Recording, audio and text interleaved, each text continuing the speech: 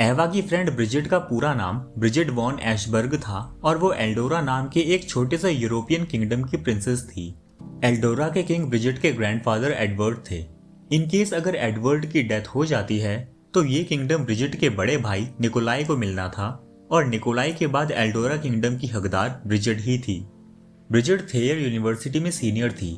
अपने free time में Brigid animal shelter में वॉलंटियर वर्क किया करती थी। वो एक प्रिंसेस थी और इसी वजह से वो थोड़ा फेमस भी थी, इसलिए उसके साथ हमेशा उसका बॉडीगार्ड बूथ रहता था। लेकिन फिर बूथ पैटर्निटी लीव पर चले जाता है और उसकी सिक्योरिटी कंपनी राइस लार्सन नाम के लड़के को उसका बॉडीगार्ड बना देती है।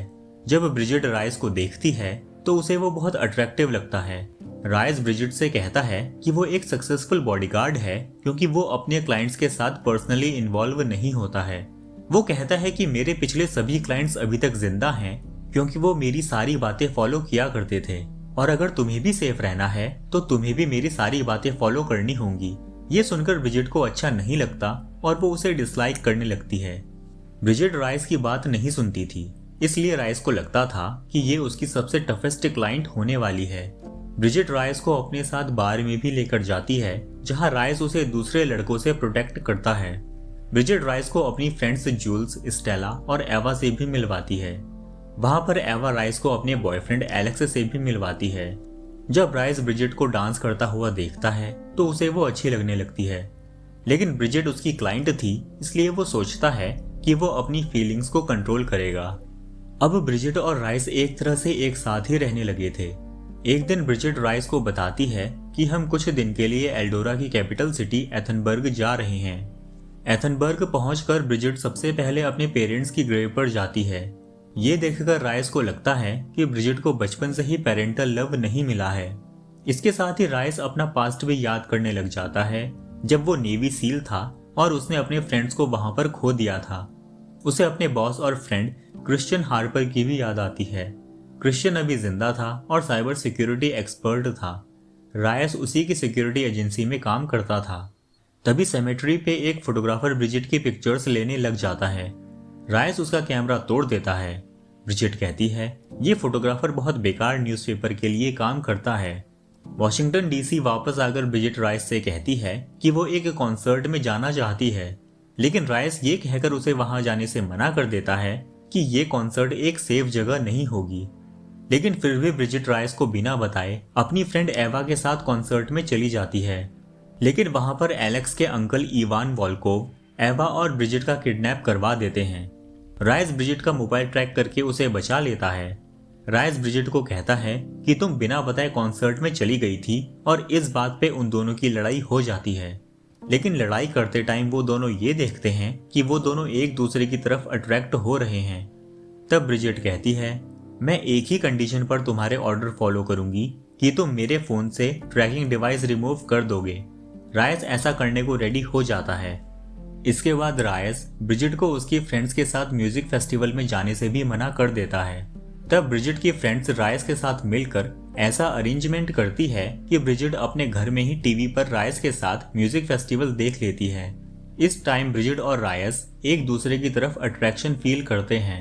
राइस उसे बताता है कि वो complex post traumatic stress disorder की थेरेपी के लिए भी जाता है। इसके बाद ब्रिजिट जूल्स को कॉल करती है तो जूल्स कहती है कि मैंने ये म्यूजिक फेस्टिवल तुम्हें टीवी पर दिखाने का कोई अरेंजमेंट नहीं किया था। तब ब्रिजिट समझ जाती है कि ये अरेंजमेंट राइस ने ही किया है। ब्रिजिट थेयर यूनिवर्सिटी से ग्रेजुएट हो जाती है और अब उसे न्यूयॉर्क जाना था to become an ambassador for Eldora. Graduation वाली रात को राइस ब्रिजिट को उसके फेवरेट रेस्टोरेंट में लेकर जाता है। वहां वो ब्रिजिट से कहता है उस म्यूजिक फेस्टिवल का अरेंजमेंट मैंने ही किया था क्योंकि मुझे पता है कि what it feels like to be alone. ये सुनकर ब्रिजिट को लगता है कि उसके और राइस के बीच एक स्पेशल कनेक्शन है। जब वो दोनों पैदल घर आ रहे होते हैं तब ब्रिजिट राइस से अपनी फीलिंग्स कन्फेस करने ही वाली होती है, लेकिन तभी उनके पार्क के पास से गनशॉट्स सुनाई देते हैं। राइस ब्रिजिट को पेड़ के पीछे छुपा देता है। वो पेड़ के पीछे से देखते हैं कि एक आदमी दूसरे आदमी को गोली मार रहा होता है। जिस आदमी की गोली लगी होती है वो नीचे गिरा हुआ होता है। उसके पास एक लड़का खड़ा हुआ होता है जो प्रोबेबली उसका बेटा था। राइस गनमैन के पीछे भागता है। गनमैन राइस को भी गोली मार देता है, लेकिन तब भी राइस उस आदमी के हाथ से गन छीन लेता है और वो आदमी वहां से भाग जाता है। तब ब्रिजिट राइस और उस लड़के को चेक करने के लिए उनके पास जाती है। वो अपनी पास्ट मेमोरी याद करने लगती है जब उसे न्यूज मिली थी कि उसके फादर की कार एक्सीडेंट में डेथ हो गई थी। राइस भी अपना पास्ट याद करने लगता है जब उसके सामने ही उसके फ्रेंड को एक आदमी ने बंदूक दिखाकर लूट लिया था और फिर गोली मारकर उसका मर्डर भी कर दिया था। राइस अपने फ्रेंड की जान बचाने के लिए कुछ नहीं कर पाया था। इसी इंसिडेंट से अफेक्ट होकर राइस ने मिलिट्री ज्वाइन कर ली थी और फिर उसके बाद वो बॉडीगार्ड बन गया था। ये सब बातें राइस ब्रिजिट को भी बताता है और ब्रिजिट उसे कंफर्ट करती है। ये बातें सुनकर ब्रिजिट की फीलिंग्स राइस के लिए और भी ज्यादा स्ट्रांग हो जाती है। इसके बाद वो न्यूयॉर्क चली जाती है और काम में ही खुद को बिजी कर लेती है। 2 साल का टाइम बीत जाता है, लेकिन ब्रिजिट की जो फीलिंग्स थी राइस के लिए वो वैसी की वैसी ही रहती है। फिर एक दिन ब्रिजिट को उसके भाई निकोलाई का कॉल आता है। वो कहता है कि हमारे ग्रैंडफादर एल्डोरा के किंग हॉस्पिटल में एडमिट हैं। इसके बाद ब्रिजिट और राइस एथनबर्ग जाते हैं। ब्रिजिट राइस को बताती है that I was raised by my grandfather. Rice Brigitte को बताता है कि वो अपने फादर से कभी नहीं मिला। जब वो 11 साल का था तब उसकी मदर ने ड्रग्स का ओवरडोज ले लिया था, जिसके बाद उनकी डेथ हो गई थी। ये सुनकर ब्रिजिट राइस को कंफर्ट करने की कोशिश करती है, लेकिन वो उससे दूर हो जाता है। ब्रिजिट अपने ग्रैंडफादर से हॉस्पिटल में मिलती है। डॉक्टर कहते हैं कि ये 3 दिन बाद घर जा सकते हैं। कुछ दिन बाद ब्रिजिट निकोलाई से बात करती है और उसे बताती है कि मुझे लगता है कि एल्डोरा में मेरा कोई पीछा करता रहता है और मुझे देखता रहता है और अमेरिका में ऐसा नहीं होता है। फिर निकोलाई ब्रिजिट को बताता है कि वो अपनी अमेरिकन गर्लफ्रेंड सबरीना से शादी कर रहा है। ब्रिजिट इस बात से खुश होती है, लेकिन फिर वो सोचती है कि अगर निकोलाई सबरीना से शादी करता है तो वो फ्यूचर में एल्डोरा का किंग नहीं बन पाएगा, क्योंकि सबरीना एक कॉमनर है और किसी रॉयल फैमिली से बिलोंग नहीं करती है। ऐशबर्ग की रॉयल फैमिली में ये रूल था कि एक रॉयल मेंबर किसी कॉमनर से शादी नहीं कर सकता है और अगर वो कॉमनर से शादी करता है तो उसे रॉयल फैमिली से निकाल दिया जाएगा। इसके बाद निकोलाई ये भी कहता है कि हमारे ग्रैंडफादर अब किंग की पोजीशन से स्टेप डाउन कर रहे हैं, यानी कि अब ब्रिजिट क्वीन बनने वाली थी, लेकिन वो क्वीन नहीं बनना चाहती थी और इसलिए इस बात से वो डर जाती है। इसके बाद पैलेस अनाउंस करता है कि ब्रिजिट को 1 महीने के बाद क्राउन प्रिंसेस बना दिया जाएगा। तब ब्रिजिट राइस से कहती है कि अब वो क्राउन प्रिंसेस बनने जा रही है तो वो अब एल्डोरा में ही रहेगी। वो राइस को अपनी रॉयल फैमिली के इस रूल के बारे में नहीं बताती है कि अगर कोई भी रॉयल फैमिली मेंबर कॉमनर से शादी करता है तो उसे रॉयल फैमिली से निकाल दिया जाता है। वो बस राइस से इतना कहती है कि अब उसे अपनी फैमिली के साथ रहना है और इसलिए वो वापस अमेरिका नहीं जाएगी।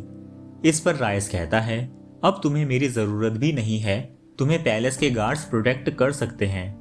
राइस की ये बात ब्रिजिट को अच्छी नहीं लगती है।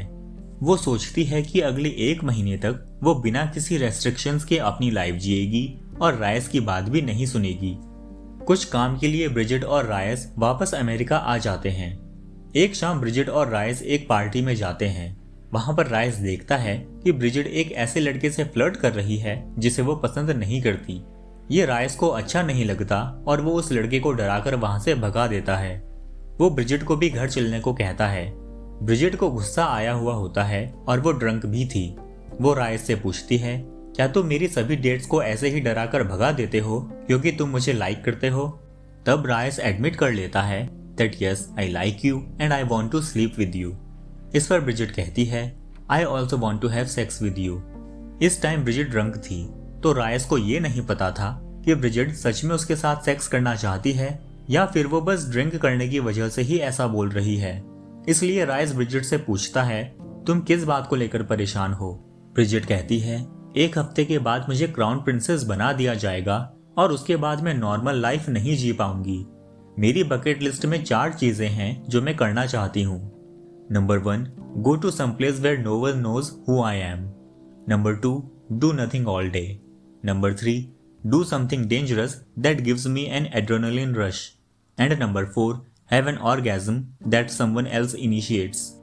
राइस एज अ बॉडीगार्ड ये समझता था कि उसे इनमें से किसी भी काम में ब्रिजिट की हेल्प नहीं करनी चाहिए, लेकिन फिर भी वो ब्रिजिट की खुशी के लिए पहले 3 काम करने में उसकी हेल्प करने की सोचता है। नेक्स्ट मॉर्निंग जब ब्रिजिट उठती है तो उसे हैंगओवर था और वो बहुत एम्बेरस्ड भी फील कर रही थी। वो और रायस ये डिसाइड करते हैं कि पिछली रात उन्होंने जो भी एक दूसरे को कहा था उसे वो भूल जाएंगे। लेकिन रायस ये भी कहता है कि वो बकेट लिस्ट कंप्लीट करने में उसकी हेल्प करेगा। रायस ब्रिजिट की लिस्ट का फर्स्ट आइटम कंप्लीट करने के लिए उसे कोस्टा रिका में अपने फ्रेंड के घर लेकर जाता है। ये घर शहर से दूर एक छोटे से टाउन में था। रात को रायस ब्रिजिट को स्टार गेजिंग के लिए भी लेकर जाता है और ब्रिजिट को रायस का ये जेस्चर बहुत अच्छा लगता है। कोस्टा रिका में ब्रिजिट और रायस 4 डेज के लिए स्टे करते हैं। लास्ट नाइट वो स्विमिंग करने भी जाते हैं। जब रायस अपनी शर्ट रिमूव करता है तो ब्रिजिट देखती है कि उसकी बैक पर बहुत सारे चोट के निशान हैं। रायस कहता है, जब मेरी मदर प्रेग्नेंट हुई तब उनका बॉयफ्रेंड यानी कि मेरे फादर उन्हें छोड़कर चले गए थे, तो इस बात के लिए मेरी मदर मुझे ही ब्लेम करती थी कि उनके बॉयफ्रेंड मेरी वजह से ही उन्हें छोड़कर चले गए। उन्हें लगता था कि वो वापस लौटकर आ जाएंगे। उन्होंने ड्रग्स लेना शुरू कर दिया और ड्रग्स लेने के बाद वो मुझे मारती भी थी। ये चोट के निशान वही हैं। ब्रिजिट रायस को कंफर्ट करती है और इसके बाद वो दोनों किस भी करते हैं। Rice and Brigitte perform oral sex on one another after agreeing that nothing more can happen between them. Next morning Brigitte Rice से कहती है, मैं चाहती हूँ कि हमारा जो कॉन्ट्रैक्ट है यू एज माई बॉडीगार्ड उसे हमें एक्सटेंड कर देना चाहिए। इस पर रायस कहता है कि वो इस वीक के एंड तक सोचकर बताएगा। 1 मंथ का टाइम पूरा होने के बाद ब्रिजिट का कोरोनेशन कर दिया जाता है और वो क्राउन प्रिंसेस बन जाती है और एल्डोरा में ही रहने लगती है। रायस का कॉन्ट्रैक्ट अभी खत्म नहीं हुआ था, इसलिए वो भी वहां पर ब्रिजिट का बॉडीगार्ड ही था। कुछ टाइम बाद ब्रिजिट के ग्रैंडफादर एडवर्ड उससे कहते हैं, पैलेस में तुम्हारा कजन आंद्रियाज रहने आ रहा है। एल्डोरा के थ्रोन की सक्सेशन की लाइन में ब्रिजिट के बाद आंद्रियाज ही था, लेकिन ब्रिजिट आंद्रियाज को पसंद नहीं करती थी क्योंकि वो समझता था कि एक विमेन कंट्री को रन नहीं कर सकती है। ब्रिजिट के ग्रैंडफादर एडवर्ड ब्रिजिट को कहते हैं, मेरी हेल्थ अब ठीक नहीं है, इसलिए मैं चाहता हूँ कि तुम किसी नोबलमैन से शादी कर लो और बच्चे पैदा करो जो आगे चलकर एल्डोरा को रन कर सके। एडवर्ड ब्रिजिट को ये भी बताते हैं कि रायस ने ब्रिजिट का बॉडीगार्ड होने का कॉन्ट्रैक्ट एक्सटेंड नहीं किया है, बल्कि उसने अपनी सिक्योरिटी एजेंसी से ये रिक्वेस्ट की है कि वो उसे अब ब्रिजिट का परमानेंट बॉडीगार्ड ही बना दें। इस बात से रायस के बॉस और उसकी सिक्योरिटी के हेड क्रिश्चियन को भी सरप्राइज होता है और वो रायस से पूछता है कि तुम उस कंट्री में क्यों जाना चाहते हो जो तुम्हें पसंद नहीं है, लेकिन रायस क्रिश्चियन से कुछ नहीं कहता। फिर ब्रिजिट का कजन आंद्रियाज भी पैलेस में रहने आ जाता है। रायस को भी आंद्रियाज अच्छा नहीं लगता। पैलेस में ब्रिजिट की पुरानी फ्रेंड और रॉयल एडवाइजर माइकेलिया भी आ जाती है। माइकेलिया ब्रिजिट की बर्थडे पार्टी प्लान करती है और कहती है कि वो एक बर्थडे बॉल ऑर्गेनाइज कर रही है जहां पर ब्रिजिट अपने लिए हस्बैंड भी ढूंढ सकती है।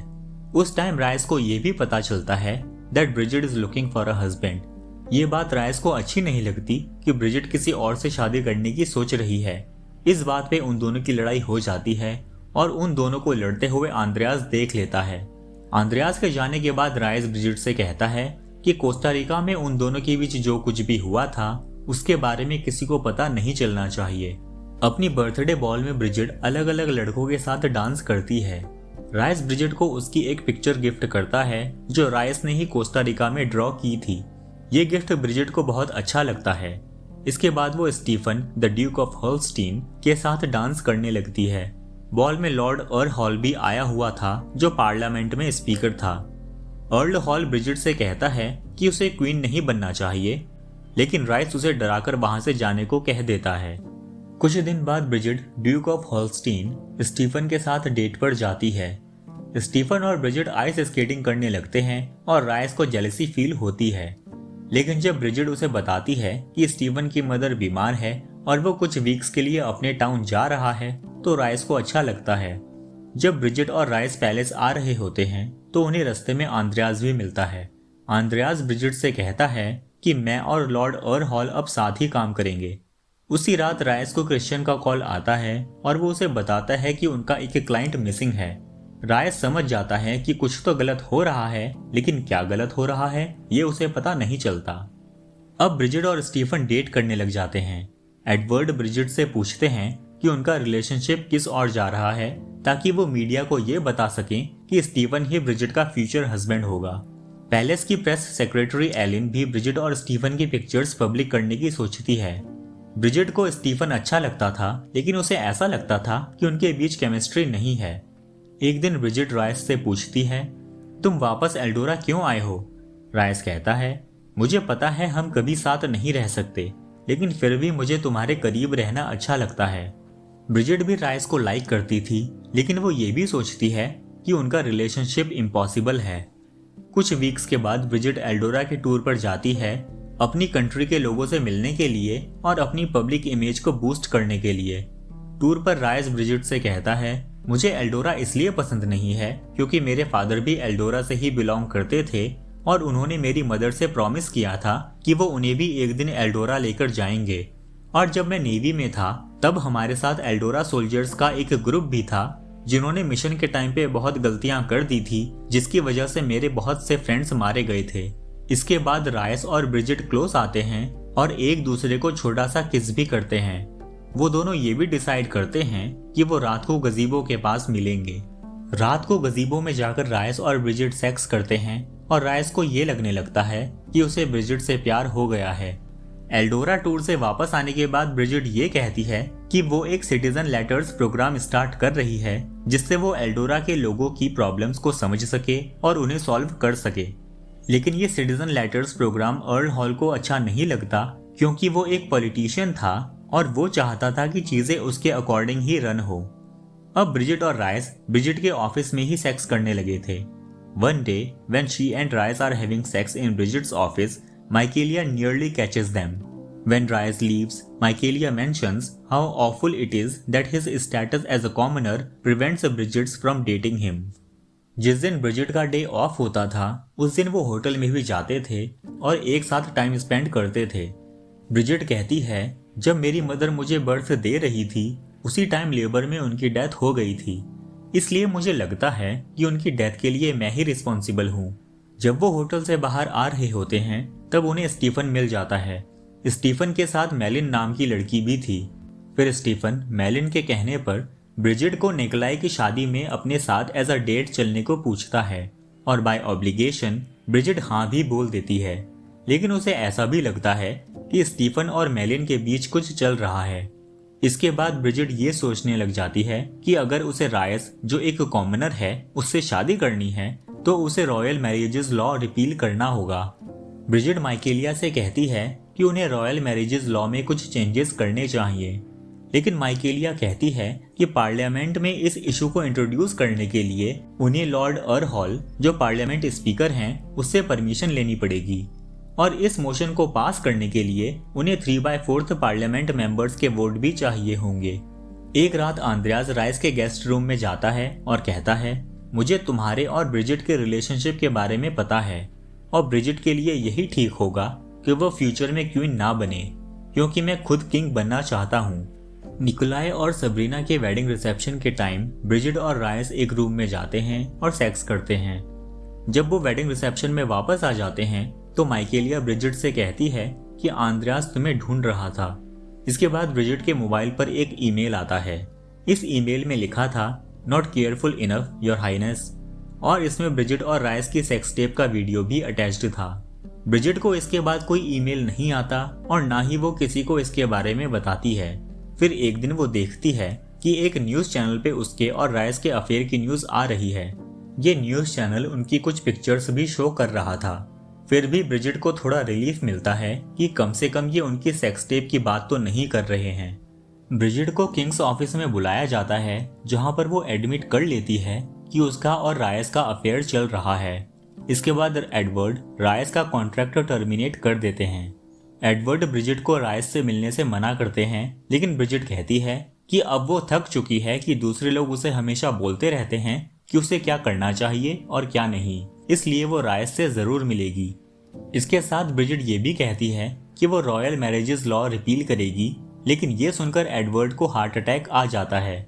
इसके बाद ब्रिजिट राइस को ये कह देती है कि अब वो ये रिलेशनशिप कंटिन्यू नहीं कर सकती है क्योंकि हमारे रिलेशनशिप की वजह से ही ग्रैंडफादर को हार्ट अटैक आया है। वो राइस से कहती है कि अगर मेरे ग्रैंडफादर की फिर से तबीयत खराब होती है तो वो किंग की पोजीशन से रिजाइन कर देंगे और फिर 9 मंथ्स के अंदर ही मुझे क्वीन बना दिया जाएगा। वहीं दूसरी तरफ पैलेस में ब्रिजिड और स्टीफन की शादी की तैयारी भी स्टार्ट कर दी जाती है। इस ब्रेकअप को रायस ठीक तरह से हैंडल नहीं कर पा रहा था। वो ड्रिंक भी करने लगा था। रायस एक होटल में रह रहा होता है और वहां पर उससे मिलने के लिए उसका बॉस क्रिश्चियन भी आता है।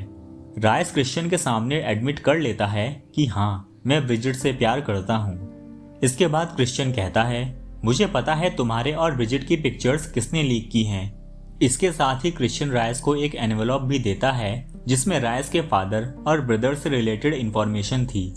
नेक्स्ट मॉर्निंग रायस अपने भाई से मिलने जाता है और उसे बहुत सरप्राइज होता है जब उसे पता चलता है कि उसका भाई आंद्रेयास है।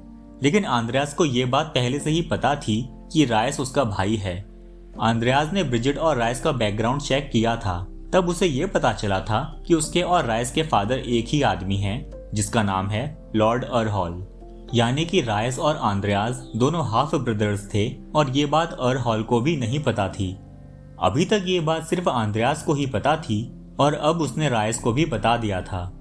आंद्रेयास रायस से कहता है, मैं खुद किंग नहीं बनना चाहता हूँ, मैं तो बस ब्रिजिड को मोटिवेट कर रहा हूँ ताकि वो एक बहुत अच्छी क्वीन बने, और मैं एथनबर्ग इसलिए आया हूँ ताकि मैं अपने फादर अर्हॉल से कनेक्ट हो सकूँ। अभी भी रॉयल मैरिजेस लॉ के अकॉर्डिंग ब्रिजिड और रायस शादी नहीं कर सकते थे क्योंकि रायस का इललिजिटिमेट बर्थ हुआ था। अब बूथ फिर से ब्रिजिड का बॉडीगार्ड बन जाता है। ब्रिजिड को बूथ से कोई प्रॉब्लम नहीं थी, लेकिन फिर भी वो रायस को मिस कर रही थी। फिर ब्रिजिड स्टीफन से मिलती है ताकि वो अपनी एंगेजमेंट प्लान कर सके, लेकिन उसे ऐसा लगता है कि स्टीफन को भी ये शादी करने के लिए फोर्स किया जा रहा है। वो स्टीफन से पूछती है, क्या तुम मेलिन से प्यार करते हो? तो स्टीफन कहता है, हाँ, जब वो मेरी बीमार मदर की देखभाल कर रही थी तब मुझे उससे प्यार हो गया था, लेकिन मेरे फादर ने ये कह दिया था कि अगर मैंने मेलिन से शादी की तो वो मुझे फैमिली से निकाल देंगे। मेरे फादर ने ही मुझे तुमसे शादी करने को कहा है। फिर एक दिन एडवर्ड ब्रिजिड से कहते हैं, मुझे पता है तुम रायस से प्यार करती हो और मैं ये भी नहीं चाहता हूँ कि तुम स्टीफन से शादी करो अगर तुम इस शादी से खुश नहीं हो तो। ये सुनकर ब्रिजिड कंफ्यूज हो जाती है। फिर वो सोचती है कि स्टीफन 3 वीक्स बाद मुझे ऑफिशियली प्रपोज करेगा और उससे पहले ही मुझे रॉयल मैरिज लॉ में चेंजेस करने पड़ेंगे। इसलिए ब्रिजिड एवा के बॉयफ्रेंड एलेक्स को कॉल करती है क्योंकि एलेक्स ब्लैकमेलिंग में एक्सपर्ट था। फिर एक दिन बूथ ब्रिजिड को एक नोट देता है जो रायस ने ब्रिजिड के लिए लिखा था। रायस नोट में ब्रिजिड को कहता है कि मुझे तुमसे मिलना है। तभी वीकेंड पर एवा, जूल्स, स्टेला और एलेक्स भी पैलेस में ब्रिजिड और उसके ग्रैंडफादर से मिलने आ जाते हैं। उनकी ये सरप्राइज विजिट निकोलाई ने अरेंज की थी। फिर एलेक्स ब्रिजिड को एक पेन ड्राइव देता है और कहता है कि इसमें पार्लियामेंट के सभी मेंबर्स की ब्लैकमेल इंफॉर्मेशन है और तुम सबसे पहले अर्हॉल फैमिली वाली फाइल ही चेक करना। जब ब्रिजिड और रायस मिलते हैं तो ब्रिजिड उसे अपने ब्लैकमेल प्लान और रॉयल मैरिज लॉ रिपील करने वाले प्लान के बारे में बताती है। फिर रायस उसे आंद्रेयास के बारे में बताता है कि वो मेरा हाफ ब्रदर है और वो भी लोगों को ब्लैकमेल करने में हमारी हेल्प करेगा। 3 दिन बाद ब्रिजिड एक प्रेस कॉन्फ्रेंस रखती है और वहां एक जर्नलिस्ट उससे वही क्वेश्चन पूछता है जो ब्रिजिड ने उसे पहले से ही पूछने को कहा हुआ था। प्रेस कॉन्फ्रेंस में ब्रिजिड कहती है, मैं रॉयल मैरिज लॉ रिपील करना चाहती हूँ और मैं रायस से भी प्यार करती हूँ। किसी भी इंसान को अपने प्यार और कंट्री में से किसी एक को चूज करने की जरूरत नहीं है जब वो दोनों को ही चूज कर सकता है। ब्रिजिड की ये बात सभी लोगों को अच्छी लगती है, लेकिन जब अर्हॉल रॉयल मैरिज लॉ रिपील करने से मना करता है तो उसे बैकलैश का सामना करना पड़ता है। इसके बाद रायस और ब्रिजिड अर्हॉल को ब्लैकमेल करते हैं ये कहकर कि रायस तुम्हारा ही बेटा है और आंद्रेयास के पास इसके डीएनए प्रूफ भी हैं। ये सुनकर अर्हॉल रॉयल मैरिज लॉ रिपील करने को मान जाता है। इसके 1 महीने बाद इस लॉ को रिपील कर दिया जाता है। इसके बाद पता चलता है कि माइकेलिया ने ही ब्रिजिड और रायस की पिक्चर्स मीडिया को लीक की थी। जब ब्रिजिड माइकेलिया से पूछती है कि तुमने ऐसा क्यों किया था, तो वो कहती है, मैंने एलिन की रिक्वेस्ट पे ऐसा किया था और मैं तो बस तुम्हारी हेल्प करना चाहती थी। ब्रिजिड को यह भी पता चलता है कि उसे वो सेक्स टेप वाला ईमेल एलिन ने ही सेंड किया था। एलिन तब भी कहती है कि वो तो बस उसकी हेल्प करना चाहती थी, लेकिन इसके लिए ब्रिजिड एलिन को फायर कर देती है। इसके 3 महीने बाद रायस और ब्रिजिड फिर से कोस्टा रिका जाते हैं। कोस्टा रिका में रायस ब्रिजिड के लिए एक घर भी खरीदता है और उसे प्रपोज भी करता है। ब्रिजिट ये प्रपोजल एक्सेप्ट कर लेती है। 6 मंथ्स बाद ब्रिजिट को एल्डोरा की क्वीन बना दिया जाता है और इसके 3 महीने बाद एथनबर्ग के कैथेड्रल में ब्रिजिट और राइस की शादी हो जाती है। जब इलेक्शन आते हैं तो इस बार हॉल इलेक्शन हार जाता है। साथ ही स्टीफन भी अपने फादर के अपोजिट जाकर मेलिन से शादी कर लेता है। आई होप ये स्टोरी आपको अच्छी लगी होगी। Thank you for watching and thank you for subscribing.